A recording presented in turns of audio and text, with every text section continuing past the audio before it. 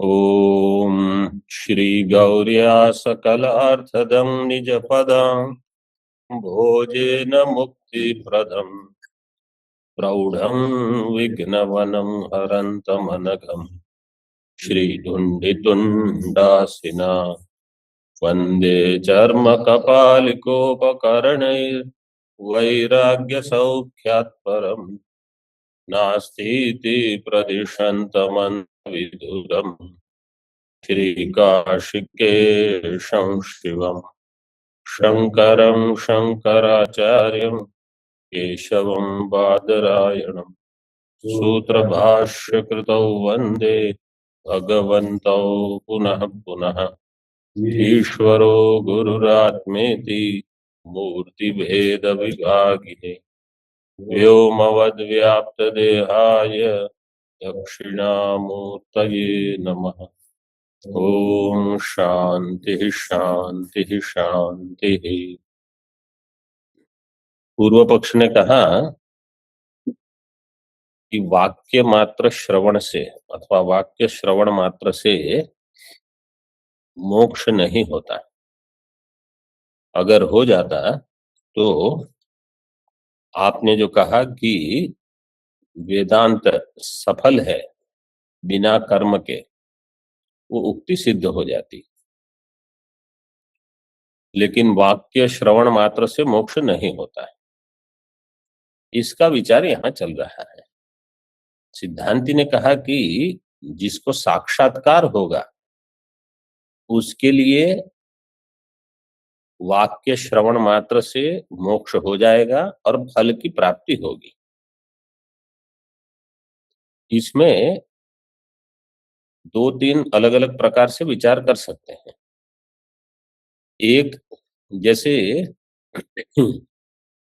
भामती मत में वाक्य श्रवण से परोक्ष ज्ञान होता है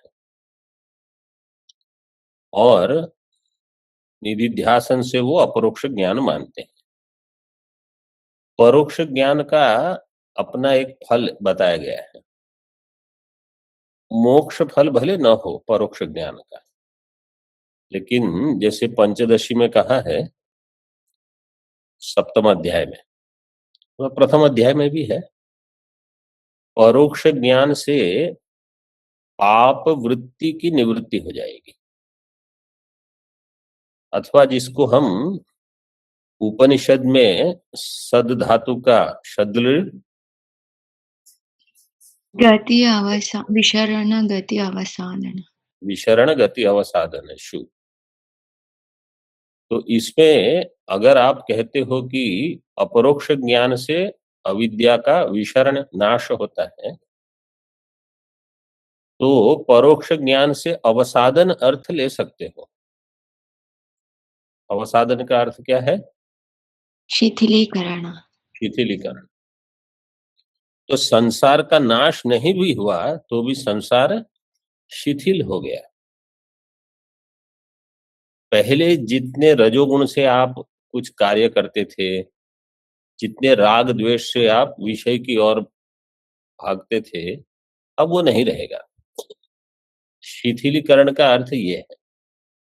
तो इसके लिए यहां कहा कि न यथापूर्वम संसारित्वम शक्यम दर्शयितुम। जैसे पहले ये संसारी थे ऐसे संसारी नहीं है। परोक्ष ज्ञान पर भी होने पर भी इतना लाभ हो जाएगा।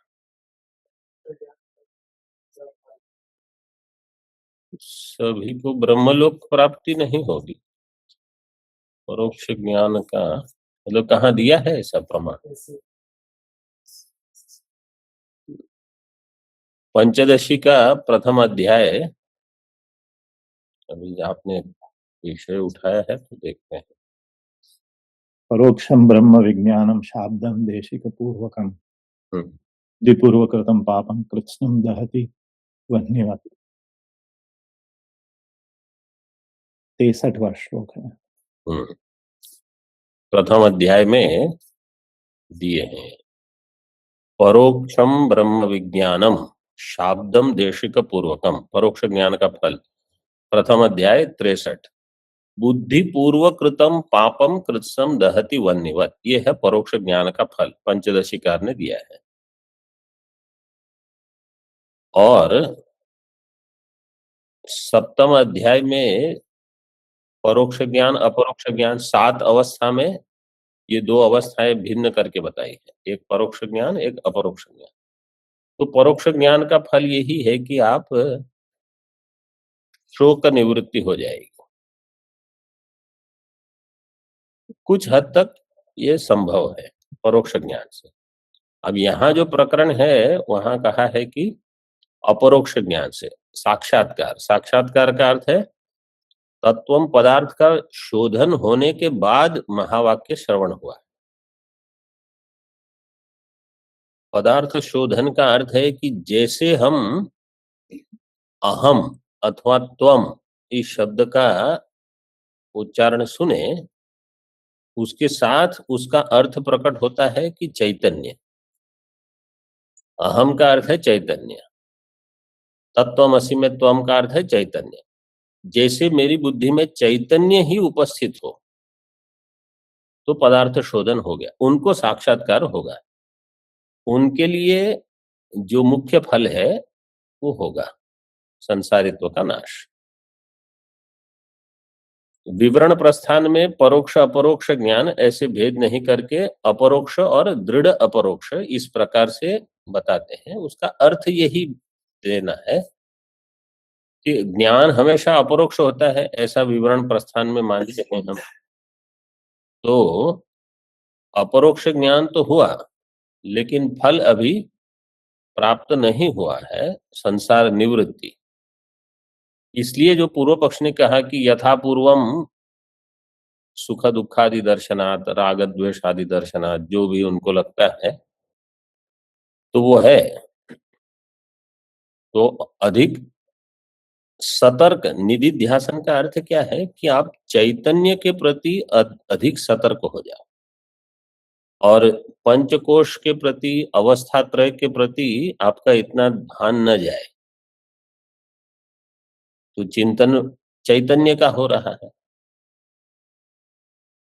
अगर हमारी बुद्धि में ये प्रकट हो जाए कि मैं ज्ञान हूं, मैं पदार्थ नहीं हूं, मैं द्रव्य नहीं हूं, मैं 80 किलो का ढेला नहीं हूं,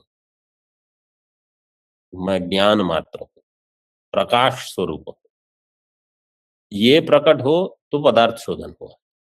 और ये प्रकट नहीं हो रहा है और मैं कुछ अन्य हूं, कोई भी अन्य, तो अभी साक्षात्कार नहीं हुआ। इसलिए यहां जो टीका में कहा ब्रह्म अहम इति साक्षात्कार विरोधात, साक्षात्कार और संसारित्व इनका विरोध है। आगे देखिए अभी भाष्य में, तो धनी जो है उनका धन अभिमान, ज्ञान का फल मुख्य क्या हमने कल विचार किया था, देह अभिमान की निवृत्ति। वेदांत श्रवण का प्रयोजन है अभिमान की निवृत्ति, देहाभिमान निवृत्ति। तो जिसको धन अभिमान था वो धन अपहार निमित्त दुख होगा, जिनको धन अभिमान नहीं है उनको धन अपहार निमित्त दुखम नहीं होगा। तो अभिमान सत्वे दुख सत्वम, अभिमानाभावे दुखाभाव। तो अभिमान चाहे वो देह का हो, चाहे धन का हो, चाहे कोई भी हो, यही आपके दुख का कारण है, अन्य कोई नहीं। न च कुंडलिनः कुंडलित्व अभिमान निमित्तम सुखम दृष्टमिति तस्यैव कुंडल वियुक्तस्य कुंडलित्व अभिमान रहितस्य तदेव कुंडलित्व अभिमान निमित्तम सुखम भवति। नच को छोड़ दीजिए। कुंडलिनः कुंडलित्व अभिमान निमित्तम सुखम दृष्टम। कुंडली जो है मतलब कोई ऐसे हैं जो सुवर्ण के कुंडल पहन के घूमते हैं, धनी है, श्रेष्ठी है। श्रेष्ठ उसी से मुझे लगता है सेठ शब्द बना होगा, पहले उनको श्रेष्ठ और ऐसे कहते होंगे, श्रेष्ठी। हाँ, श्रेष्ठी, श्रेष्ठ। इसलिए उत्तर भारत में फिर धीरे धीरे सेठ बन गया। हमारे एक स्वामी जी थे, महात्मा, शरीर नहीं रहा उनका। बंबई में जहां भी गाड़ी रुकती है सिग्नल पे, तो भीख मांगने वाले आ जाते हैं। मतलब वहां भीख मांगना एक व्यवसाय है। क्या करते हो? बोले भीख मांगते हैं। वो भी बहुत पैसा इकट्ठा करते हैं वो भीख मांग के। गाड़ी में बैठे, सेठ, मैं तुमको सेठ दिखता हूँ ऐसे बोलते थे। स्वामी जी थे महात्मा। तो कुंडलित्व का अभिमान निमित्तम सुखम दृष्टम कुंडलिनः तस्यैव कुंडल वियुक्तस्य कुंडलित्व अभिमान रहितस्य। कुंडल चले जाने पर उसका अभिमान भी नहीं रहेगा। तो तदेव कुंडलित्व अभिमान निमित्तम सुखम क्या न भवति, तो सुख नहीं होगा। ये दृष्टांत में कितनी तुरंत अभिमान छूट सकता है। दृष्टांत में समय लगता है, साधना इसीलिए है। टीका में तत्वविदो जीवन मुक्तौ मानम आह, तत्वविद के लिए जीवन मुक्ति में प्रमाण देते हैं। ये प्रसिद्ध श्रुति है। तदुक्तम श्रुत्या अशरीरम वावसंतम न प्रिया प्रिय स्पृशतः इति। अशरीरम संतम प्रिया प्रिय न स्पृशतः। अशरीरम संतम न प्रिया प्रिय स्पृशतः। देखो, पूर्व पक्ष को हमेशा ध्यान रखना, ये विचार उसको लेकर चल रहा है। पूर्व पक्ष का प्रश्न क्या था कि आप कहते हो श्रवण से ज्ञान होगा, ज्ञान से मोक्ष हो जाएगा। लेकिन हमने तो देखा है लोग श्रवण करते हैं, उनको ज्ञान होता होगा कि नहीं, लेकिन संसार तो उनमें पहले जैसा दिख रहा है। तो सिद्धांत ये श्रुति दे रहे हैं। अब इस श्रुति का उस पूर्व पक्ष के प्रश्न के साथ क्या संबंध है? सिद्धांत क्या कहता है कि अगर उनको वेदांत श्रवण से, जो भी श्रवण करते हैं, उनको ये ज्ञान हो गया कि मैं अशरीर हूं, तो उनको सुख दुख नहीं होगा। अगर उनको, उनकी बुद्धि में ये प्रकट हुआ कि मैं अभी भी सशरीर ही हूं अथवा वही रहा, और कुछ अन्य अन्य वो समझ रहे हैं, तो उनके जीवन में सुख दुख आपको दिखेंगे। अब वो सशरीर हैं कि अशरीर हैं, उनकी समझ क्या है वो तो केवल वही जानते हैं। आप बाहर से कुछ अनुमान कर लोगे, ये सुखी है, प्रसन्न है, दुखी है, रो रहे हैं, अथवा किसी सामान्य धर्म को लेकर चिंतित है। तो ये सशरीर है कि अशरीर है वो तो वो जानते हैं। अगर हमारी समझ ये हो गई कि मैं अशरीर हूं, तो प्रिय अप्रिय हमें स्पर्श नहीं करेंगे। हमें मतलब जो अशरीर है, अशरीर कौन है? आत्मा। आत्मा अशरीर कब से हुआ? ऐसा नहीं है कि महावाक्य श्रवण के बाद अब अशरीर हो गया और महावाक्य श्रवण के पहले सशरीर था, ऐसा नहीं है। अशरीर ही था, पहले भी अशरीर, अब भी अशरीर। ठीक है। जीवतो अशरीरत्वम विरुद्धम, पूर्व पक्ष कहता है जब जीवित है तो अशरीर कैसे? मतलब जीवित है तो विदेह कैसे हुए ये? तो हम क्या कहते हैं, वो हमेशा विदेह है। जिनको ये समझ में आ गया कि मैं ब्रह्म हूं, वो कब विदेह नहीं है, वो सर्वदा विदेह है।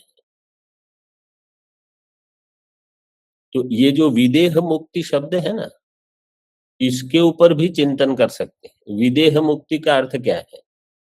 आप मान के चलते हो कि एक जीवन मुक्ति है, जब शरीर पात होगा तब विदेह मुक्ति होगी। और ज्ञानी की समझ क्या होनी चाहिए? जैसे ज्ञान हुआ कि मैं विदेह मुक्त हूं अभी, विदेहस्य असौ मुक्तस्य इति विदेह मुक्तः, मैं अभी विदेह मुक्त हूं। सामान्य लोग ये समझेंगे नहीं अभी ये तो जीवन मुक्त हैं, कुछ काल के बाद इनकी विदेह मुक्ति हो जाएगी। तो लोग जो समझते हैं वो समझे। शरीरे पतिते अशरीरत्वम स्यात् न जीवतः इति चेत। वो पक्ष कहता है जब शरीर का पतन होगा, पात होगा, तब वो अशरीरी हो जाएंगे। अभी तो वो जीवित है, तो अशरीरम वावसंतम कब होगा? सिद्धांत कहते हैं न सशरीरत्वस्य मिथ्या ज्ञान निमित्तत्वात्। पहले हमने एक बार बताया था, इस ब्रह्म सूत्र के खासकर इस चतुर्थ सूत्र में जो जो श्रुतियां और स्मृतियां उद्धृत हुई है, आप समझ लो ये सारे सिद्धांत की मुख्य मुख्य श्रुतियां हैं। पूरा सिद्धांत इसी को लेकर जोड़ के बन गया। तो इनका जो भाष्य होगा, इनका जो विचार है वो महत्वपूर्ण है और इसका चिंतन हमेशा चलता रहना चाहिए। दिन भर हम यही सोचे कि मैं अशरीर हूं, भले मैं चल रहा हूं, खा रहा हूं, बोल रहा हूं, बैठा हूं, मैं अशरीर ही हूं। केवल बोलने मात्र के लिए नहीं, समझने के लिए। सिद्धांत कहते हैं न सशरीरत्वस्य मिथ्या ज्ञान निमित्तत्वात्। मिथ्या ज्ञान में क्या समास होगा? मिथ्या तत् अज्ञानञ्च मिथ्या च मिथ्या अज्ञानञ्च इति मिथ्या ज्ञानम। मिथ्या ज्ञान का अर्थ होगा भ्रांति, अविद्या, अविद्याजन्य भ्रांति। तो सशरीर जो है वो भ्रांति निमित्त है। कहीं शरीर पड़ा है, कहीं आत्मा है, कहीं मतलब दोनों भिन्न सत्ता में है। अब आपने उनका एक संबंध मान लिया। जैसे कहीं भी ये सामान्य होता है, कहीं जैसे नीचे हॉल किसका स्थान है? बोले मेरा स्थान है बैठने का। आपका कब से हुआ? जब से आपने बुद्धि में ये तादात्म्य आरंभ कर दिया, ये मेरा है। वास्तव में क्या है? वो अपनी जगह पर है, आपकी बुद्धि अलग है। आप बुद्धि में मानना शुरू करते हो ये मेरा है, मेरा है। उसके लिए कर्म आपने क्या किया? केवल वहां बैठ गए आप। आपने प्राप्त नहीं, अर्जित नहीं है वो आपके लिए। अगर किसी ने आपको कहा कि ये आपका स्थान है और आपको यहां से कोई नहीं उठाएगा, तो बात अलग है। ऐसा साधारण क्या होता है, आपने कुछ ले लिया, अब ये मेरा है। तो ये शरीर का ऐसा ही है, शरीर का अभिमान इसी प्रकार से है। हमने अभिमान कर लिया ये मेरा है। शरीर जो है कर्म से प्राप्त हुआ है।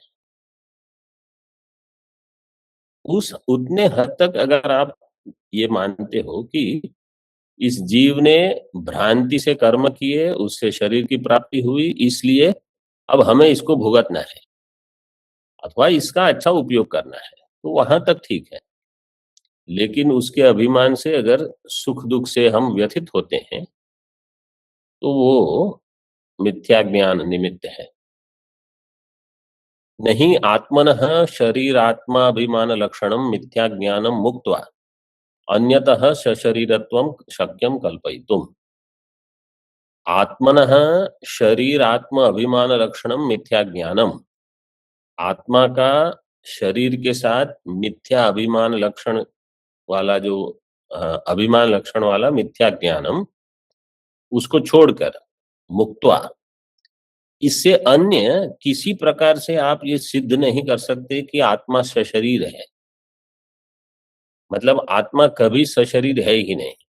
केवल ये मिथ्या ज्ञान के कारण शरीर में अभिमान हो गया, ये मैं हूं, ये मेरा है और ये देह सत्य है। वो भी एक तो सबसे बड़ी समस्या।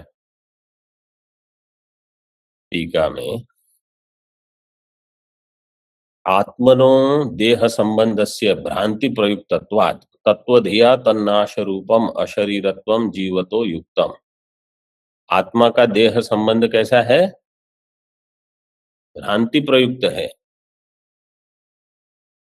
तत्वधिया तन्नाश रूपम, तत्व ज्ञान से उसका नाश होगा।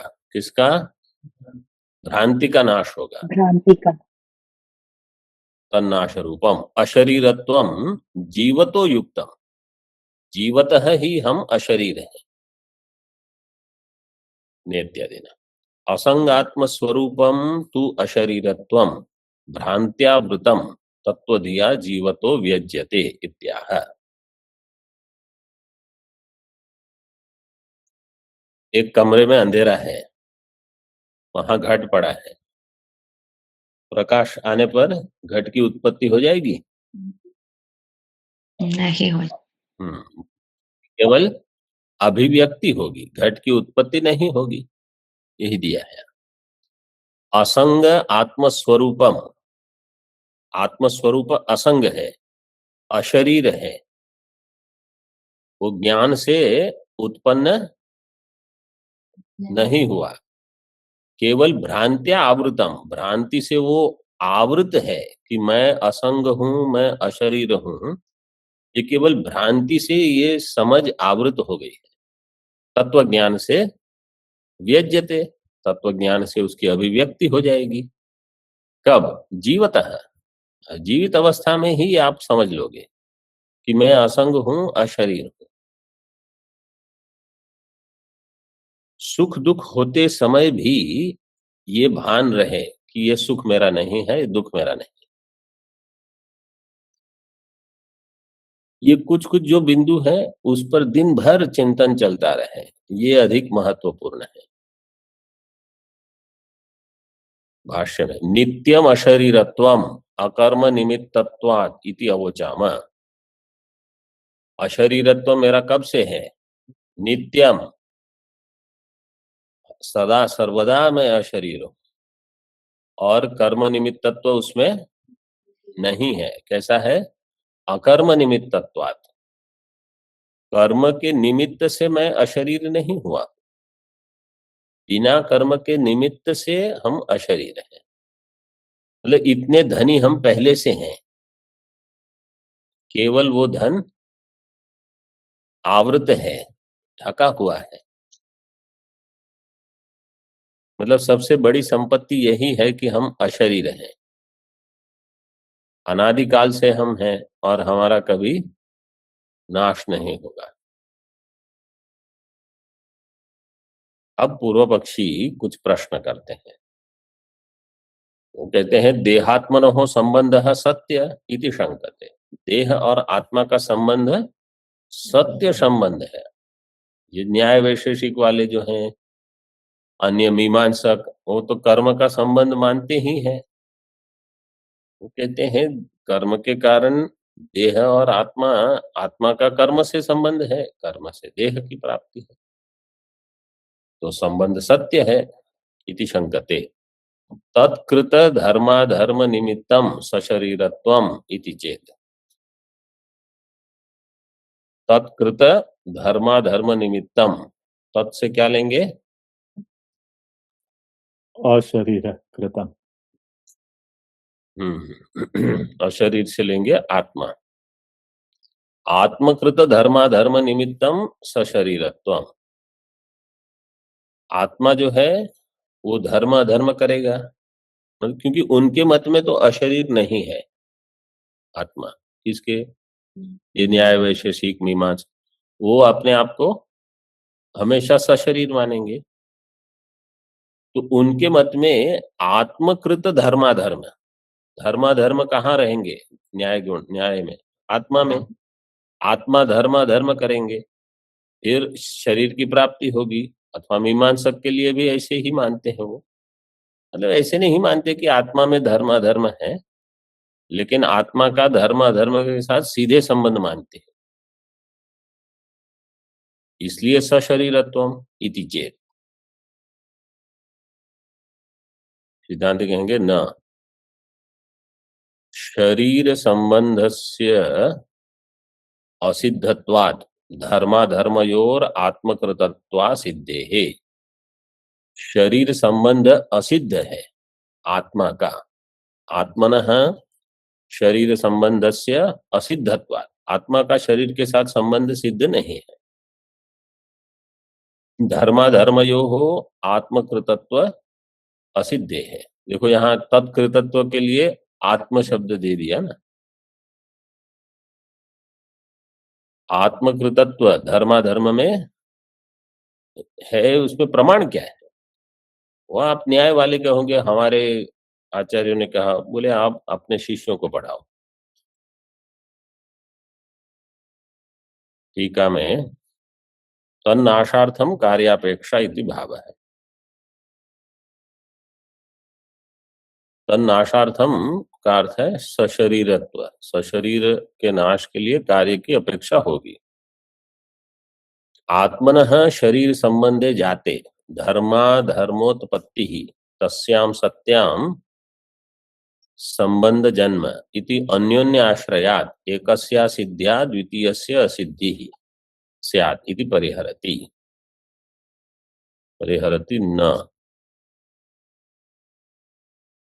आत्मनः शरीर संबंधे जाते, अगर आत्मा का शरीर के साथ संबंध हुआ तो धर्माधर्म उत्पत्ति ही होगी।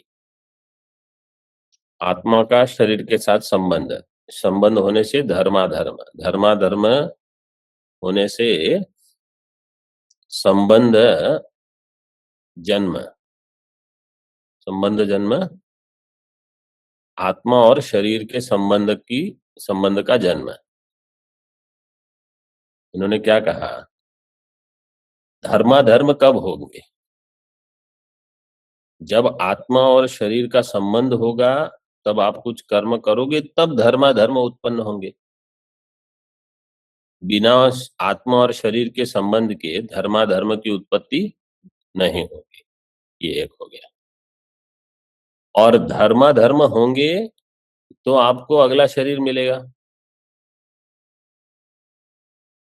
तो आत्मा का शरीर के साथ संबंध धर्माधर्म से होगा, तो आत्मा और शरीर के संबंध से धर्माधर्म, धर्माधर्म से आत्म शरीर संबंध, आत्मनः शरीर संबंधे जाते धर्माधर्मोत्पत्ति तस्याम सत्याम संबंध जन्म। ये हो गया अन्योन्य आश्रय। तो ये पूर्व पक्ष ने आक्षेप किया। तो सिद्धांत कहता है एकस्य असिद्ध्या द्वितीयस्य असिद्धि ही स्यात्। एक की असिद्धि करेंगे तो द्वितीय की भी असिद्धि हो जाएगी। ये कुंभ में वहां बीच में वो बनाया था संगम में स्नान के लिए, वहां शाम के समय खास कर तो इतनी बोट आती थी, नौका, और जो मशीन वाली है वो तो शायद रुक सकती होगी, बाकी सबको तो कोई सहारा चाहिए। जो नाव किनारे पे होती है वो तो वहां लगा के रखते हैं, वो तो रह जाएगी गंगा जी में प्रवाह होने पर भी। वो कहाँ कुछ खास था वहाँ, वो कुछ एक स्टैंड वो बनाया था, स्टैंड जैसा कुछ। रस्सी बांधोगे कहाँ?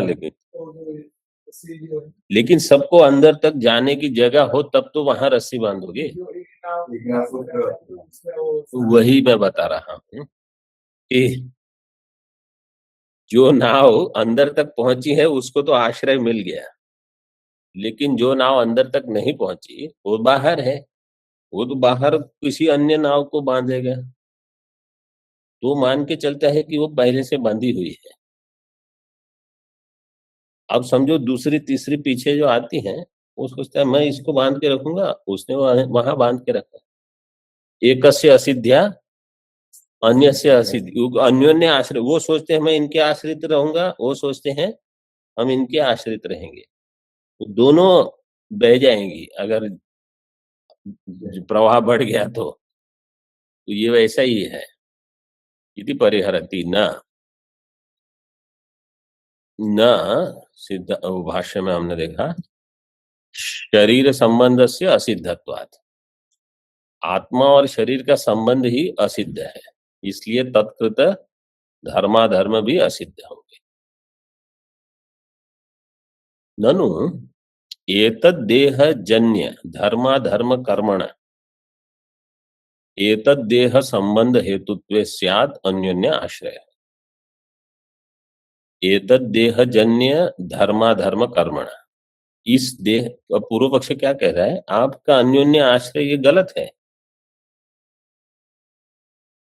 यहाँ अन्योन्य आश्रय कैसे है? एक देह से जो धर्माधर्म उत्पन्न हुए, उस धर्माधर्म से वही देह की उत्पत्ति नहीं होती। पूर्व देह से धर्माधर्म जो किए थे उससे अगला देह होता है, उसके धर्माधर्म से अगला देह उत्पन्न। तो एतद्देह जन्य धर्माधर्म कर्मण एतद्देह संबंध हेतुत्वे स्यात् अन्योन्य आश्रय। जिस देह से धर्माधर्म हुआ उसी देह के आत्मा के साथ संबंध हेतु मानने पर अन्योन्य आश्रय हो गया। लेकिन पूर्व देह कर्मण एतद्देह संबंधोत्पत्ति, पूर्व में आत्मा देह का संबंध मान के कर्म किए, उससे अगले देह की उत्पत्ति आत्मदेह संबंध, उससे जो धर्माधर्म होंगे अगले देह की उत्पत्ति आत्मदेह संबंध। तो इसमें अन्योन्य आश्रय नहीं है, ये बीजांकुर न्याय है। पूर्वदेह कर्मण एतद्देह संबंधोत्पत्ति पूर्वदेहस्य तत्पूर्वदेह कृत कर्मण इति, पूर्वदेह का कर्म जो था वो एतद्देह संबंध की उत्पत्ति के लिए कारण हुआ, और पूर्वदेह उससे पूर्वदेह के किए हुए कर्म से उत्पन्न हुआ है। तो ये बीजांकुर न्याय है, बीजांकुरवत अनादित्वात् नायम दोषः इत्यतः। बीजांकुर होने से यह अनादि है, इसमें कोई दोष नहीं है। भाष्य में मतलब ये हम सब हमको अपने में घटाना है। मुक्ति कैसी हो? ऐसी मुक्ति हो कि आप किसी दबाव में मुक्त हो, ये भान न रहे। मुक्त जो होते हैं जैसे बालवत, उनको कोई चिंता नहीं। ऐसी मुक्ति नहीं कि अभी तो मैं मुक्त हूं, पता नहीं 15 मिनट अगर मन यहां वहां हो गया तो फिर से बंधन में आ जाऊंगा। आत्मा असंग कब है? सभी समय, अनादिकाल। तो ऐसा नहीं है कि अब मेरी मुक्ति पे पता नहीं क्या हो जाएगा। निश्चिंत हो के जीवन मुक्त है, ऐसे होते हैं। चाहे पूरा ब्रह्मांड ऊपर से नीचे हो जाए, मैं मुक्त। शरीर संबंधस्य धर्माधर्मयोस्तत्कृतत्वस्य च इतरेतराश्रयत्व प्रसंगात् अंध परंपरा एषा अनादित्व कल्पना। शरीर संबंधस्य धर्माधर्मयोः, शरीर संबंध का अर्थ है आत्मा का शरीर के साथ संबंध। आत्मनः शरीर संबंधस्य धर्माधर्मयोः, धर्माधर्म की उत्पत्ति, तत्कृतत्वस्य च इतरेतर आश्रयत्व प्रसंगात्, और धर्माधर्म से शरीर संबंध, इसमें इतरेतर आश्रयत्व है प्रसंगात।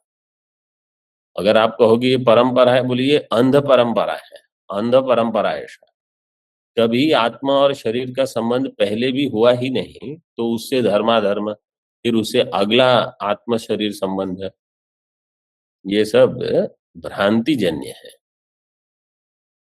ये अंध परंपरा कब से है? अनादित्व, अनादिकाल से ऐसे मानते हो आप। अंध परंपरा का अर्थ क्या है? अज्ञान परंपरा। वहां देख के बताइए ना। अप्रामाणिक, अप्रामाणिकी इत्यर्थः। अप्रामाणिकी स्त्रीलिंग। नहीं बीजात अंकुरः ततो बीजांतरम च यथा प्रत्यक्षेण दृश्यते। बीज से अंकुर, अंकुर से अन्य बीज, वो प्रत्यक्ष है।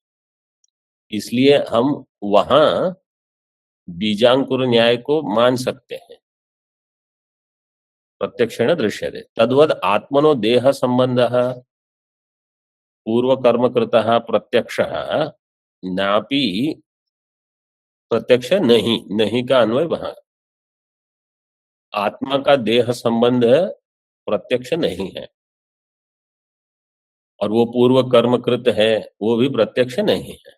नापि अस्ति कश्चित आगम, और इसमें कोई आगम प्रमाण नहीं है जो कहेगा कि आत्मा का देह के साथ संबंध है।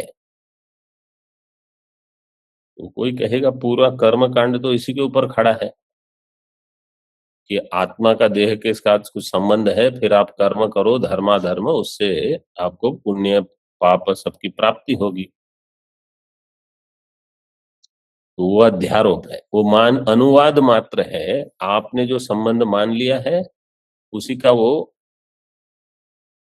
शास्त्र अध्यारोप पूर्वक कर्म का उपदेश देता है। नापि अस्ति कश्चित् आगमः प्रत्युत असंगो ही इत्यादि श्रुति ही सर्वकर्तृत्वं वारयति इति भावः। आत्मा का देह संबंध और कर्म संबंध इसमें कोई प्रमाण नहीं है, बजाय इसके विरुद्ध प्रमाण है। क्या प्रमाण है? असंगो ही अयम पुरुषः, आपका कर्म के साथ कुछ संबंध ही नहीं है। तो मैं जब मंदिर जाता हूँ, पाठ करता हूँ, स्तोत्र करता हूँ, ये वो सब, उसका क्या होगा? उसके क्या लाभ क्या है जब आत्मा का संबंध ही नहीं? इससे आपको अंतःकरण में एक शांति होती है। जीव के स्तर पर चिदाभास के लिए पुण्य इकट्ठे होते हैं, उसमें हम ना नहीं कहेंगे, आत्मा का संबंध नहीं है।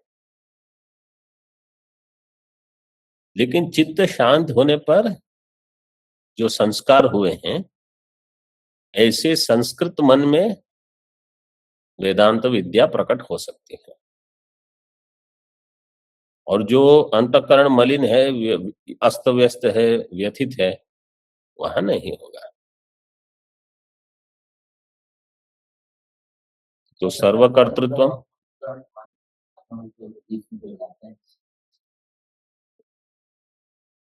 हाँ अच्छा है, अंतःकरण को ही मैं मानकर करते हैं। लेकिन वहां आपत्ति क्या है कि कोई आत्मा नाम की एक अलग चीज है अंतःकरण से, वही पता नहीं, तो आप वहीं रहोगे। अंतःकरण तक ही सब साधना सीमित रह जाती है। इसलिए ज्ञान योग में आने वाले बहुत कम होते हैं, उनको बस सेवा करो, मेवा खाओ, करते रहो। सर्वकर्तृत्व वारयति इति भाव। तत्र युक्तिम, इसमें युक्ति देते हैं। क्रिया समवाया भावाच आत्मनः कर्तृत्वानुपपत्तेः, आत्मा में क्रिया का संबंध, समवाय संबंध जो मानते हैं वो है ही नहीं, क्रिया समवाय का अभाव है, इसलिए आत्मा में कर्तृत्व नहीं हो सकता। कूटस्थस्य कृति अयोगात, कूटस्थ आत्मा में कृति संभव नहीं है। कृतित्व क्या है? कृतिमत्वम स्वोपादान गोचर अपरोक्ष ज्ञान चिकीर्षा कृतिमत्वम, ये कर्तृत्व की परिभाषा है न्याय की। स्वोपादान गोचर अपरोक्ष ज्ञान चिकीर्षा कृतिमत्वम। उपादान जो है उसका आपको अपरोक्ष ज्ञान हो, स्व उपादान गोचर, अपरोक्ष ज्ञान, ज्ञान होने के बाद इच्छा हो, चिकीर्षा, अपरोक्ष ज्ञान चिकीर्षा, और फिर कृतिमत्वम, फिर प्रयत्न करो, तब कर्तृत्व होगा। ऐसे ही कर्तृत्व नहीं होता। तो कूटस्थ में ये कर्तृत्व ऐसा नहीं है। कृति अयोगात न कर्तृत्व इत्यर्थः। पूर्व पक्ष एक और शंका दिखाते हैं। स्वतो निष्क्रियस्य अपि कारक सन्निधानात् कर्तृत्वम इति शंकाम दृष्टांत वैषम्येण निरस्यति। आत्मा स्वतः निष्क्रिय है, लेकिन आत्मा के आसपास कारक है कि नहीं? स्थूल शरीर, सूक्ष्म शरीर सभी है, कारक की सन्निधि है, सन्निधानात कर्तृत्व हो जाएगा, ऐसा पूर्व पक्ष कहता है। दृष्टांत क्या है देखिए इसमें। कूटस्थ भाष्य में सन्निधान, भाष्य में नहीं है सन्निधान, टीका में है। सन्निधान मात्रेण राज प्रवृत्तिनाम दृष्टम कर्तृत्वम इति चेत। राजा खुद थोड़ी कुछ करता है, तो राजा सेवक को कहेगा ये करो, वो करो, वहां जाओ, युद्ध करो, सेनापति को, उस राजा से मिलो, तो केवल वहां सन्निधान है। तो इनके लिए सन्निधान शब्द उपयोग करते हैं ना शंकराचार्य, महासन्निधान, कांची, श्रृंगेरी में भी। अच्छा, महासन्निधान, जब वो, जैसी मेरी समझ है मैं बता देता हूँ, उत्तराधिकारी को वहां नियुक्त करते हैं, इसके बाद उनको महासन्निधान कहते हैं। अब वो सन्निधि मात्रेण सब होता है उनकी सन्निधि में, इसलिए वो शब्द होगा। यहाँ दिया सन्निधान मात्रेण राज प्रवृत्ति नाम दृष्टम कर्तृत्व, राजा आदि का कर्तृत्व सन्निधि मात्र से है, वो दूसरे के पास करवा लेते हैं कर्म, इति चेत न। ओम पूर्णमदः पूर्णमिदं पूर्णात् पूर्णमुदच्यते पूर्णस्य पूर्णमादाय पूर्णमेवावशिष्यते। शांति शांति शांति।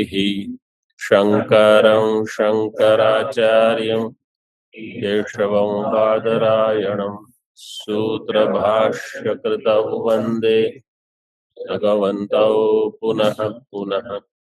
ईश्वरो गुरुरात्मेति मूर्तिभेदविभागिने व्योमवद्व्याप्तदेहाय दक्षिणामूर्तये नमः।